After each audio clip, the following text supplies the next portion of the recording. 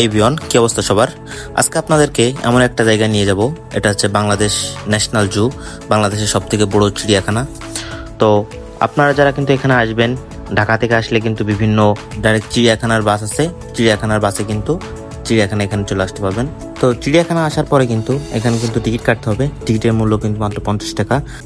আমার সাথে কিন্তু আজকে আছে আমার ছোট ভাই শাহেদ। তো দুইজন মিলে কিন্তু 2 টাকা টিকিট কাটলাম, টিকিট কেটে কিন্তু ভিতরে প্রবেশ করলাম। ভিতরের পরিবেশটা কিন্তু অনেক সুন্দর, চারদিকে কিন্তু গাছপালা। তো আমরা কিন্তু একটু সামনে এগোতেই দেখলাম যে অনেকগুলো হরিণ, এখানে কিন্তু অনেক পশু পাখি রয়েছে। তো সেগুলোই কিন্তু আজকে আমাদের ভিডিওর মাধ্যমে দেখানোর চেষ্টা করব। তো সবাই দেখতে থাকুন।